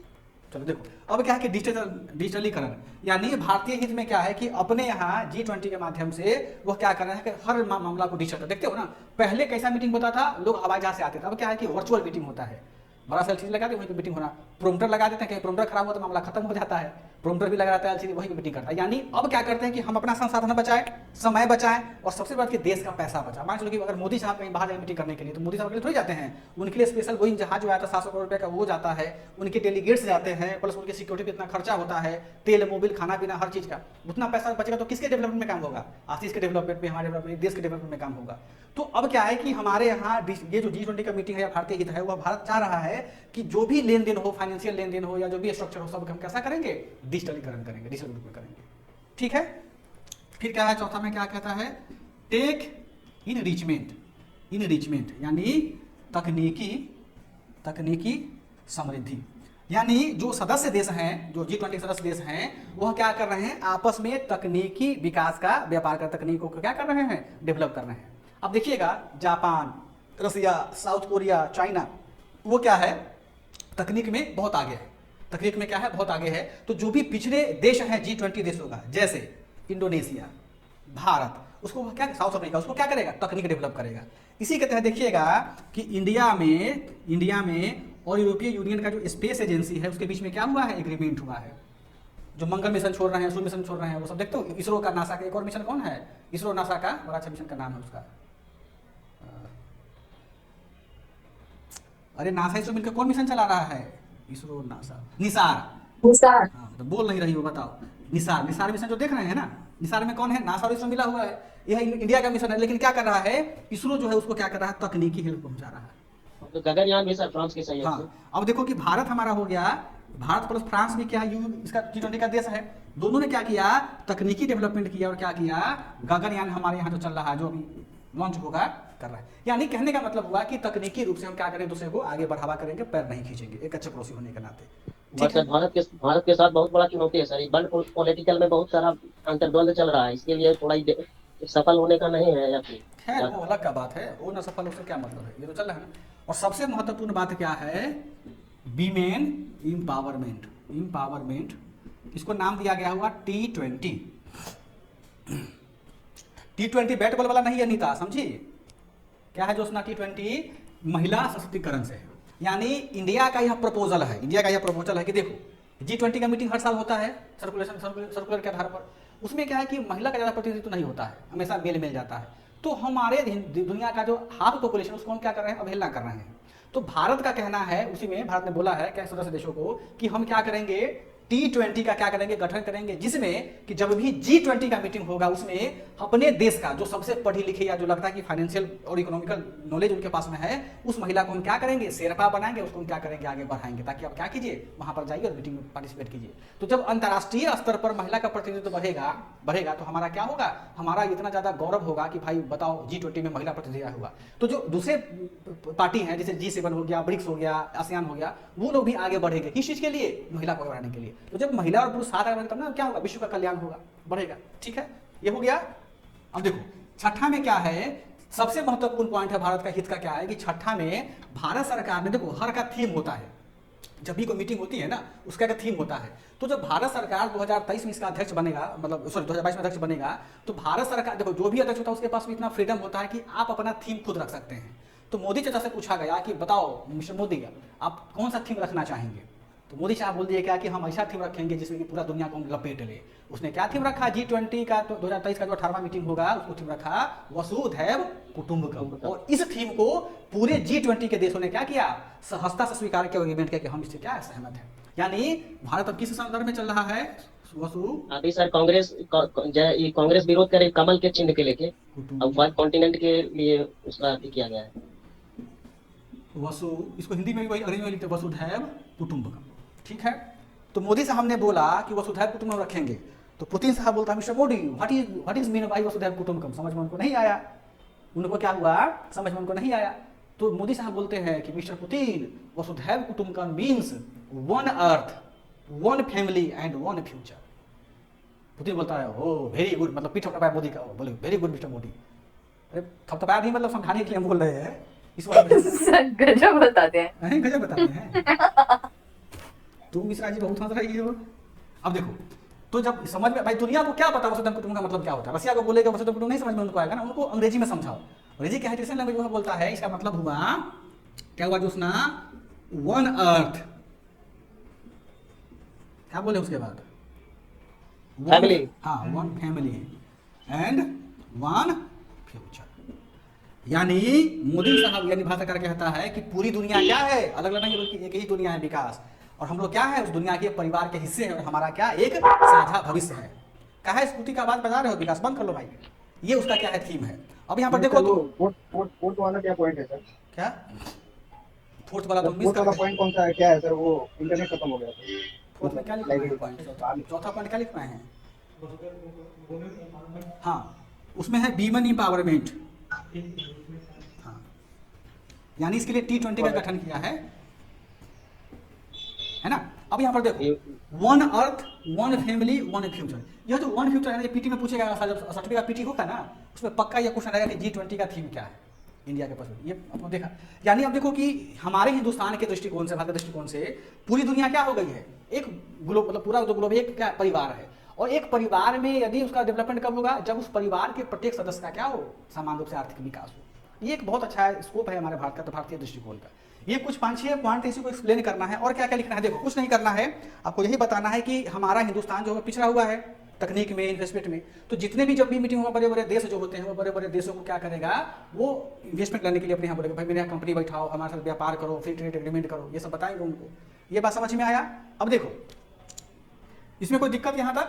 अब देखो 7वां में क्या है कि जब यह इंडिया हमारा चेयरमैन बना, इंडिया क्या हुआ, चेयरमैन बना, तो भारत ने क्या किया, हमने कल बताया था ना, कल या परसों, कि नेबरहुड पॉलिसी बताया था। हिंदुस्तान सरकार क्या करता है जोशना, उसको हिंदी में क्या बोलते हैं नेबरहुड को, मतलब पड़ोसी सर, हाँ पड़ोसी, तो हम भी जानते हैं कि मतलब पड़ोसी होता है। नेबरहुड का मतलब ये समझो कि पड़ोसी को प्राथमिकता देना, यानी भारत सरकार का, हाँ पड़ोस नीति, भारत सरकार का यह कहना है संदीपा कि हम क्या करेंगे, अपने पड़ोसियों को आगे क्या करेंगे, साथ में लेकर के चलेंगे। तो चूंकि वह चेयरमैन है, तो चेयरमैन होने के नाते उसका पावर होता है कुछ, तो चेयरमैन होने के कारण भारत सरकार ने कुछ ऐसे देशों को भी अगले साल नवंबर 2023 में जो मीटिंग होगा दिल्ली, नई दिल्ली में, पहले तो कश्मीर में होने वाला था, उसको सिर्फ कहाँ कर दिया गया, दिल्ली में। तो जो अगले साल जोशना दिल्ली में मीटिंग होगा, उसमें भारत सरकार ने भारत क्या अपने पड़ोसी देशों को भी आमंत्रित किया है कि सर आप लोग इस मीटिंग में आइए। क्यों? क्योंकि इंडिया चेयरमैन है, हमने बोला ना उसका पावर होता है, वो किसी को भी चाहे उसको क्या कर सकता है, निमंत्रण दे सकता है पड़ोसी देशों को। तो यह अब इससे क्या होगा, पड़ोसी देशों को जो निमंत्रण दिया है उससे हमारा नेबरहुड पॉलिसी क्या होगा, इनरिच करेगा, बढ़ेगा, और हमारे देश के प्रति हमारे देश के प्रति उस पड़ोसी देशों के मन में क्या होगा, एक अच्छी भावना बन जगेगी, और हमारे जो नागरिक हैं जो बाहर में रह रहे हैं उनको भी प्रोटेक्शन मिलेगा। ठीक है, तो अब इसको क्या करेंगे, चेयरमैन होने के नाते वो क्या किया है, नेबरहुड पॉलिसी लिख लो यहाँ पर, नेबरहुड पॉलिसी इसको लिख देते हैं तो फिर कोई बच्चा नहीं लिख पाएगा, बोलेगा हम समझ में नहीं किए। NAIGHBOURHOOD नेबरहुड पॉलिसी है ना। इस नीति को उसमें इंडिया ने क्या किया है, लागू किया है, और इसमें निम्नलिखित देशों को आमंत्रित किया, लिख लो, Bangladesh, UAE, Bangladesh, UAE, Egypt मतलब मिस्र, Mauritius, Netherlands, Nigeria, Oman, Singapore, Spain. अब एक सबसे बड़ी समस्या क्या है जानते हैं, जब रसिया यूक्रेन वार हुआ, श्रीलंका क्राइसिस हुआ, तो हमारे सामने एक बहुत ही ज़्यादा समस्या आ गया। समस्या क्या आ गया, हमारे यहाँ समस्या आ गया क्या कि हमको फूड सिक्योरिटी लंबे टर्म के लिए, यानी खाद्य सुरक्षा चाहिए और एनर्जी हमको चाहिए। यानी यदि हमारा विकास करना है आशीष, तो हम 2 ही रूप में कर सकते हैं। किस रूप में करेंगे, या तो हमको खाद्य सुरक्षा लेना पड़ेगा या ऊर्जा लेना पड़ेगा। तो भारत सरकार जो है, नीचे समझ में आ रहा है, तो भारत सरकार जो है वह भारत सरकार food security plus energy consumption पर क्या कर रहा है, ज़्यादा फोकस कर रहा है। यानी जो खाद्य सुरक्षा की समझ, जो भी खाद्यान्न हम उत्पादन करते हैं, तो आपको पता होगा कि हरित क्रांति के बाद से भारत के पास में क्या है, को प्रोडक्शन सरप्लस अधिक उनका उपजता है, मेरे पास में सरप्लस है। तो भारत सरकार अपने यहाँ इतना फूड को सरप्लस रखा हुआ है ताकि हम 4-5 साल तक अगर मेरे पास कोई इमरजेंसी आ जाता है तो हम क्या करेंगे, अपने जनता को कम से कम 2 वक्त की रोटी तो खिला सकते हैं। मेरे पास में क्या है कि फूड सिक्योरिटी जो था वो फूड सिक्योरिटी बहुत गंभीर मुद्दा है। क्यों, कब मुद्दा हो गया, जब रसिया यूक्रेन वार हुआ, ठीक है, और श्रीलंका क्राइसिस हुआ, तो देखिए हो ना कि श्रीलंका में लोग खाने को मोहताज हो गए हैं, यूक्रेन में लोग खाने को मोहताज हैं। तो पता चला कि यदि मान चलो कि भाई दुनिया है, युद्ध तो संभावी है ना, आने का तो युद्ध होगा ही होगा। तो यदि मान चलो कि अगर हमारे सदस्य देशों के बीच में युद्ध हो जाए या दूसरे देशों के बीच में युद्ध हो जाए, तो अगर एक देश के साथ युद्ध होता है 2 देशों का, तो केवल वह 2 देश प्रभावित नहीं, बल्कि ग्लोब में जितने भी देश है सब प्रभावित होता है। तो भारत सरकार का कहना है या उनका एक उद्देश्य है, उनका हित है कि हम जितने भी सदस्य देश हैं वह 2 चीज़ों में अच्छे से कंजर्व कर ले, कि यदि युद्ध होता भी है तो हम 1 साल 2 साल का खाना अपने पास रिजर्व कर ले, और अपने पास में क्या एनर्जी का जो सोर्स है उसको हम क्या कर ले, रिजर्व कर ले।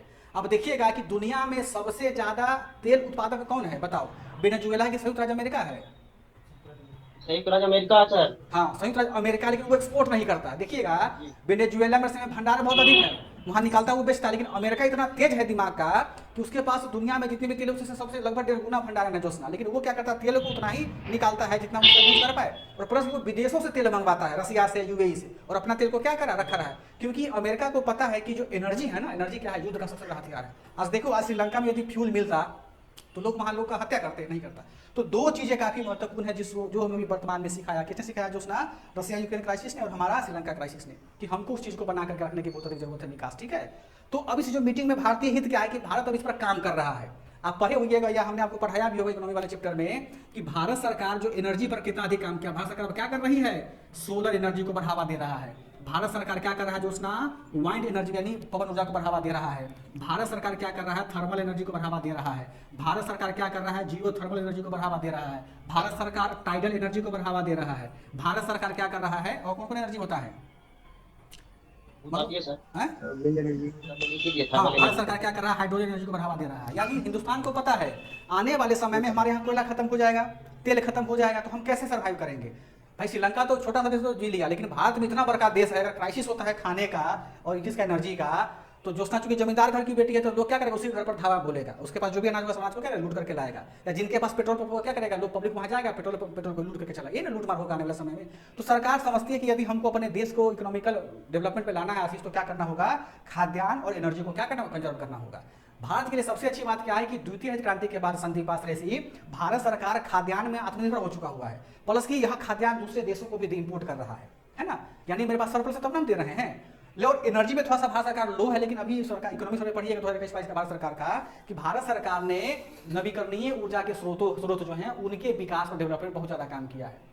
और सबसे बड़ी बात है कि मोदी साहब ने अपने मित्र अडानी साहब को जितना भी भारत का, देखिएगा यहाँ पर देखो, हम भारत का आधा मैप बना रहे हैं, गुजरात से लेकर के उड़ीसा तक, ये क्या है, समुद्री तट है ना, यहाँ पर क्या आता है, यहाँ पर हवा खूब सैं मरता है, ठीक है।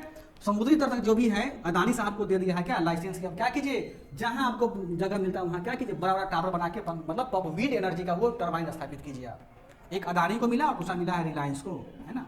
तो रिलायंस तो खैर कम ही काम करते हैं, लेकिन ये अडानी साहब एकदम घर कर गए होंगे।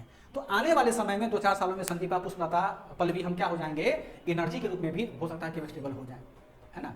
कभी सोचे हैं कि आपके गांव में बिजली जो 24 घंटा भी आ रही है, पहले कम आता था, क्यों? क्योंकि अब बिजली का उत्पादन क्या हो रहा है, सरकार के पास सरप्लस हो रहा है।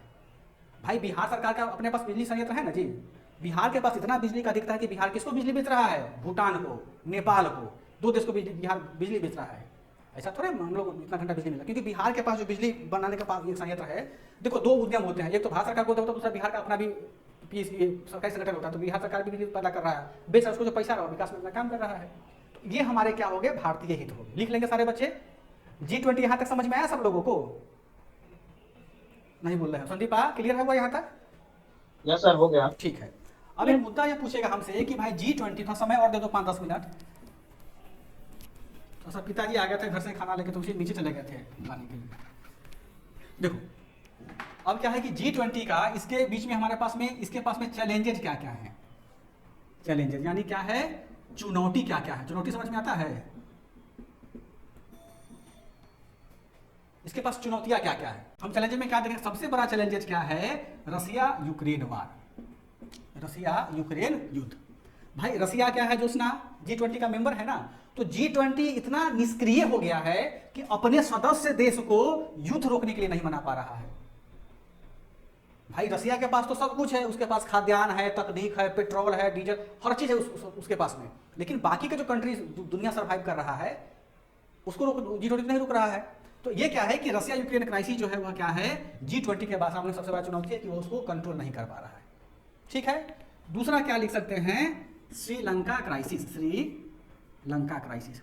यानी G20 के पास में इतना पावर नहीं है कि श्रीलंका जैसे छोटे देश को, जिसकी जीडीपी क्या मतलब रसिया की जीडीपी का, उसका जीडीपी कुछ नहीं है, अगर जितना G20 के देश से कुछ उसको दान करता तो क्या श्रीलंका अपना इकोनॉमिकल स्टेबिलिटी प्राप्त कर लेता। लेकिन उसमें क्या है कि G20 के जो सदस्य देश हैं वो आपस में क्या कर रहे हैं, समन्वय का कमी है, जिसके कारण की क्या कर रहे हैं कि जो अन्य देश हैं पिछड़ी हुई अवस्था में उसको किसी प्रकार का वो प्रमोशन नहीं कर पा रहे हैं। ठीक है। अब देखो यहाँ पर तीसरा क्या है, समस्या क्या है कि informal structure of G20। Informal को बोलते हैं जोशना G20 का अनौपचारिक क्या ढांचा, अनौपचारिक ढांचा। इसका मतलब हुआ ऋतुराज कि G20 तो इतना बड़ा मतलब संगठन है दुनिया का, इसके पास क्या है, कोई अपना ढांचा ही नहीं है। मतलब क्या, इसका कोई अपना ऑफिस नहीं है। यह सबसे बड़ी बात, मतलब खराब बात होता है। मतलब इसका ऑफिस कौन बनता है, जहाँ जहाँ मीटिंग हुआ साल भर के लिए वही उसका ऑफिस रहता है। तो ऐसे थोड़े काम चलता है भाई, ये कहीं बनाइए उस ऑफिस को ताकि लोग वहाँ जाए काम करें। तो G20 के पास में क्या है, अगर इसको समाधान के लिए करेगा, इसको क्या कर देंगे, उल्टा कर देंगे। पूछेगा ना कि भाई G20 की समस्या को लिखिए, समाधान के उपाय बताएं, तो बोलेंगे कि रसिया यूक्रेन वार को G20 क्या करे, समन्वय से खत्म करने का प्रयास करेंगे। फिर श्रीलंका क्राइसिस को क्या करेंगे, दूर करने का प्रयास करेंगे। जो इसका चीज है उसको क्या करेंगे, उल्टा कर देंगे। फिर G20 को क्या चाहिए कि एक आधारिक ढांचा उसको बनाने की जरूरत है ताकि जो भी सदस्य देश है अपना क्या करे, कोऑर्डिनेशन बहुत अच्छे तरीके से कर पाए। तो इसके पास क्या है कि इनफॉर्मल उसका पास में क्या ढांचा का अभाव है। और बताओ तो और क्या समस्या हो सकता है।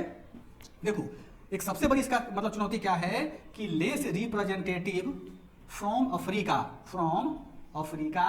कॉन्टिनेंट। इसका मतलब हो गया पांडे जी, अफ्रीका, सीमित सदस्य संख्या। हाँ, अफ्रीका महादेश से कम प्रतिनिधि। अब जरा देखो तो मैप याद करो, मैप में बताया था ना कितना बड़ा अफ्रीका है, उसमें मात्र कौन सा देश है, साउथ अफ्रीका है, और बाकी को देश को क्या किया है, पुष्पलता छोड़ दिया है। उसको तकलीफ नहीं होगा। यानी चाहिए क्या कि यदि आप समावेशी विकास की बात करते हैं, यदि आप टेक्निकल विकास की बात करते हैं, यदि आप इकोनॉमिकल विकास की बात करते हैं, और यदि सबका साथ सबका विकास की बात करते हैं, तो आपको हर कॉन्टिनेंट के प्रत्येक देश को साथ में लेकर के चलना होगा। और इसके लिए आप चेंजेस कीजिए। अरे भाई G20 है, बढ़ जाएगा तो क्या हो जाएगा, G21 के जितना देश बनेगा उतना जुड़ता चला जाएगा, है ना। तो इसको प्रतिनिधि को, अब इसमें उसका उपाय क्या लिखेंगे जो सुना कि G20 की चुनौती में चाहिए कि अफ्रीका महादेश में क्या होगा, जो प्रतिनिधित्व हमारा उसको क्या करेंगे, बढ़ावा देंगे। ठीक है। 5 में देखो, नो इनफोर्सेबल मैकेनिज्म यानी प्रभावी मशीनरी का अभाव। मशीनरी का मतलब यहाँ मशीन नहीं हुआ नीता मिश्रा, इसका मतलब यह हुआ बच्चे कि G20 का देश है, कोई नियम बनाया, कोई रूल बनाया, ठीक है, उसको प्रभावी कौन करेगा, मन के ऊपर है, मानेंगे तो नहीं, मानेंगे नहीं मानेंगे तो कोई दंड थोड़े देगा। तो नहीं, यदि तुम मेंबर हो तो तुमको क्या करना होगा, एक ऐसा रूल बनाओ, एक ऐसा चार्टर बनाओ, नियम बनाओ, जिससे कि क्या हो, जिससे कि अगर तुम्हारे यहाँ कोई भी रूल बनता है, कोई भी नियम बनता है, तो तुम उसको क्या करोगे, उसको एग्जीक्यूट करोगे। यही इसका उपाय है कि इसके पास में कोई अभी इन्फॉर्मेशन मैकेनिज्म नहीं, उसको क्या करना होगा, हमको लाने की जरूरत पड़ेगी। ठीक है, और कोई इसका हो सकता है उपाय बताओ। देखो अब अगला पॉइंट में हम क्या लिख सकते हैं, lack of coordination among G20 members, यानी G20 देशों के साथ समन्वय की कमी। अब देखो ये बहुत महत्वपूर्ण चुनौती है क्या। अब देखिए ज्योत्सना कि सदस्य देशों क्या करते हैं, समन्वय की कमी हमने लिखा है। जरा बताओ तो आशीष, रसिया अगर कोई फाइनेंशियल पॉलिसी बनाएगा या अमेरिका बनाएगा, इंडिया को देगा? काहे देगा? यदि अपने देश के लिए कोई अच्छा इकोनॉमिकल पॉलिसी बना रहा है वो, तो इंडिया को क्यों शेयर करेगा? अमेरिका यदि कोई बढ़िया मतलब फाइनेंशियल पॉलिसी बना रहा है हिडन करके, चुप करके, इंडिया को बताएगा? नहीं बताएगा। जबकि वादा क्या किया गया था, हम दोनों भाई भाई, यानी हम तो मेंबर, हम तुमको बताएंगे। लेकिन हो क्या रहा है कि G20 के जो भी डेवलप्ड कंट्री है वो अपने आप को राष्ट्रपति समझ रहे हैं, और जो लिस्ट डेवलप कंट्री है इकोनॉमिक कंट्री, उसको क्या समझते हैं, मुखिया और ये सब समझ रहे हैं। तो वैल्यू करेगा, उनको नहीं करेगा। यानी वहां भी भेदभाव हो रहा है, वहां भी क्या हो रहा है जो भेदभाव हो रहा है। तो इसका उपाय क्या करेंगे, चाहिए कि यदि कोई भी देश अपने यहाँ जो रूल बना रहा है, किसका, फाइनेंशियल इकोनॉमिक रूल बना रहा है, उसको क्या करें, आपस में शेयर करेंगे। आपस में क्या करेंगे, वो शेयर करेंगे, है ना। ये सब कुछ चुनौतियां हैं। अब इसको निपटने का उपाय वही करेंगे, क्या करेंगे कि भाई इसको उल्टा हम कर देंगे। अच्छा, एक चीज और ध्यान रखिएगा कि G20 का जब भी मीटिंग होता है, G20 का जब भी मीटिंग होता है, उसमें जो अंतर्राष्ट्रीय बैंक्स होते हैं, वो बैंक्स ऑलरेडी इसमें क्या होते हैं, शामिल होते हैं। जैसे वर्ल्ड बैंक, इसको लिख लीजिएगा, याद कीजिएगा, IMF, वर्ल्ड बैंक हो गया, IMF हो गया, संयुक्त राष्ट्र संघ के जो प्रतिनिधि वो शामिल होता है ना। एशियन देश शामिल होते हैं, ILO यानी अंतर्राष्ट्रीय श्रम संगठन के मेंबर शामिल होते हैं, आसियान देश शामिल होते हैं, विश्व व्यापार संगठन के सदस्य शामिल होते हैं, विश्व स्वास्थ्य संगठन के सदस्य शामिल, यानी जितने भी अंतर्राष्ट्रीय संगठन है ना बड़ा बड़ा, वो सारे देश क्या होते हैं, इसमें संगठन शामिल होते हैं। एक बात बताइए तो ज्योत्सना कि क्या ब्रिक्स के सदस्य देश G20 के मेंबर हैं? तुम भी बताओ तो पल्लवीनीता, क्या सर ब्रिक्स, हाँ बोलो। ब्रिक्स के तो इंडिया तो है ही सब, फिर साउथ अफ्रीका भी है उसमें, ये सब सारे सदस्य फिर, हाँ सर हैं। हाँ, कुछ कंट्री अब देखो यहाँ पर क्या है, यानी अब इसका अगला चैलेंज हम क्या लिखेंगे कि ग्रुप एमंग ग्रुप, यानी ग्रुप के भीतर ग्रुप, ग्रुप के भीतर ग्रुप। अब यहाँ पर देखो ध्यान से, G20 तो है ही ज्योत्सना, है ना। जी। लेकिन क्या है कि जो ब्रिक्स देशों का समूह है वो क्या है, इसका मेंबर है।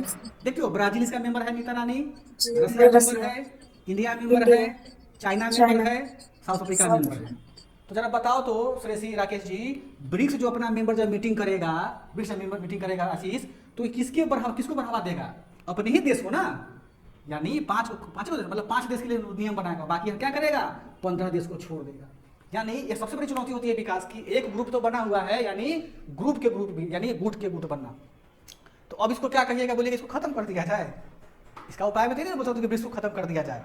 इसके उपाय में हम क्या लिखेंगे कि जब भी ब्रिक्स का मीटिंग होता हो तो इथिकली, नैतिक रूप से ब्रिक्स के जो चेयरमैन होते हैं या ब्रिक्स का जो लीडिंग होता है वो क्या करे, G20 के अन्य देशों के प्रतिनिधि को अपने मीटिंग में क्या करे, आमंत्रित करे। लेकिन देखिएगा जब भी ब्रिक्स का मीटिंग होता है ना, 15 देश को छोड़ देते, बुलेबे नहीं करता है। यहाँ पर कभी सुना है कि इटली भाग ले रहा हो, तुर्की भाग ले रहा हो, स्पेन यहाँ पर यूके, बुलेबे नहीं करता है। ये लोग क्या करता है, अपना गुटबाजी करके निकल जाता है, डेवलपमेंट करता है।